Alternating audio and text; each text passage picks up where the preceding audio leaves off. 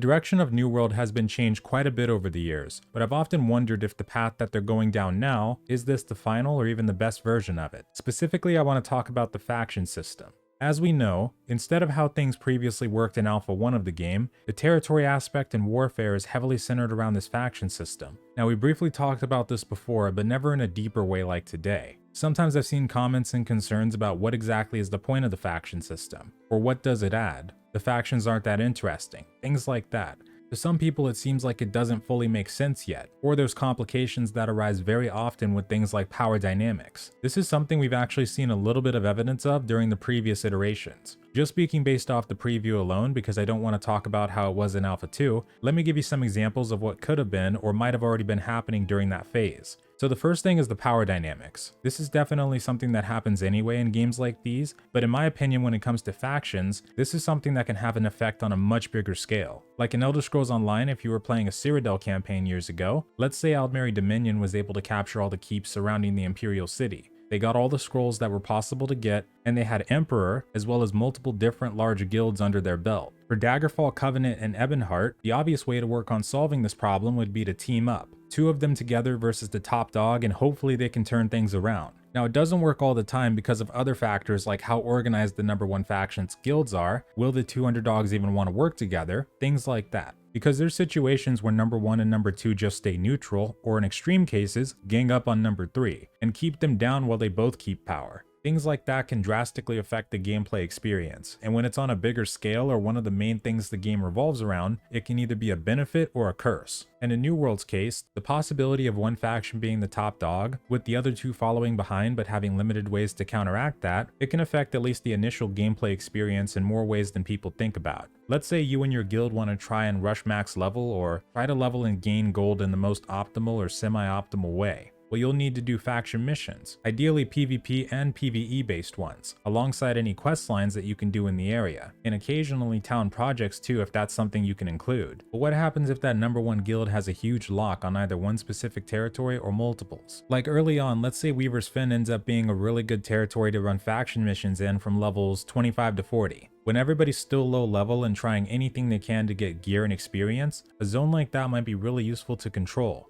So what if the number 1 faction is capable of fielding enough people to completely hold down that zone for only their players? Anybody that gets automatically flagged for PvP missions and tries to do them, well, they just get wiped over and over. The common solution to this would be to gather up enough people to try to push that number 1 faction out. The problem appears, and this is something I've seen mentioned in places that hasn't really been addressed yet, is that our campfires and settlements themselves act as an endless respawn point where people can just keep coming back over and over again. So really, if that number 1 faction wants to, all they have to do is wait for the people you've gathered to get tired or just stop caring. And then once they have control of the zone again, they can continue farming and speeding past you. And this enables them to have a much better chance of gaining territory, which can benefit them even more. At least in Elder Scrolls Online Cyrodiil, if you took the two underdogs, you could attack different targets at the same time to split up the number 1 or make them choose between one or the other. In New World, you could totally try this with the territory, but when it comes to fighting for a zone to level faster in, or an area to farm in, that's when it becomes a mess. Unless you can somehow coordinate the two underdog factions to strictly use ranged and focus on the top one, or only one of the underdog factions goes in melee-wise and the other one is just very careful not to hit them.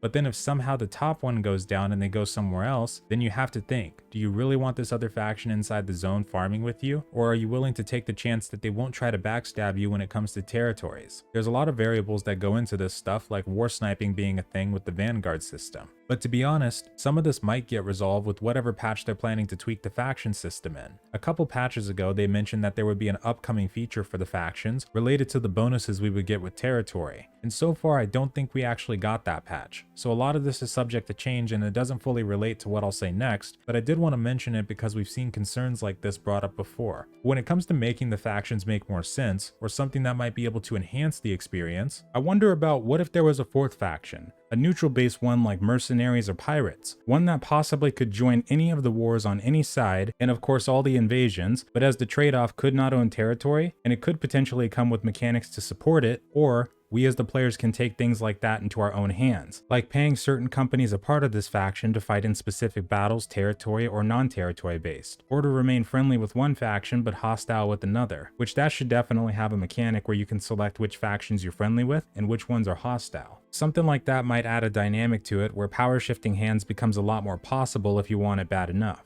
There could even be a bonus to gaining experience while in this faction because they won't be able to do faction missions or access the vendors. That, along with not being able to own territory, seems like a fair way to go when it comes to this stuff. Now when it comes to the territory, it's very true that eventually everyone will reach level 60 regardless. And with the battles being locked to 50v50, having mercenaries or not having mercenaries might not have any impact at all. But when it comes to the initial experience, which is super crucial, the early game, the mid game, hell even when people are just starting to reach late game, that kind of stuff will really matter. In my opinion, I think if we have a way to counter drastic balance shifting, at least to a certain degree because top factions can just as easily hire mercenaries too, I think it would provide a more special experience compared to what we've already seen in faction-based MMOs before. Not to mention from a lore standpoint, this does make sense, because there is a group that doesn't stand with any of the factions but solely in the defense of Eternum, and they're called the Greyjacks. As I understand from my time reading about them, they could care less about the faction warfare, but could probably jump in if they ever wanted to.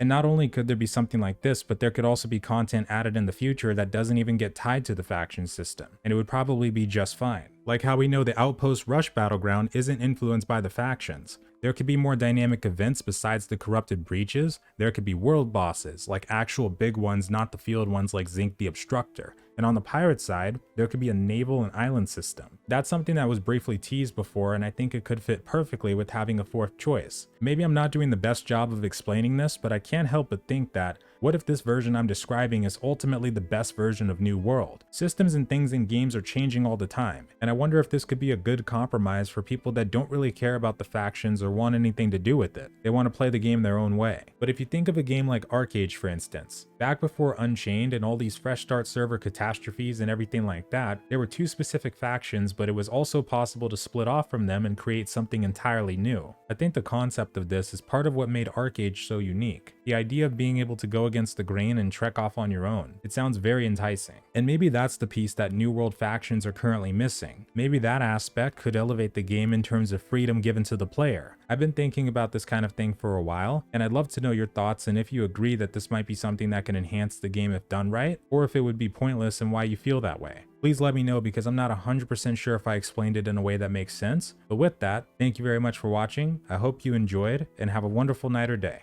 Farewell.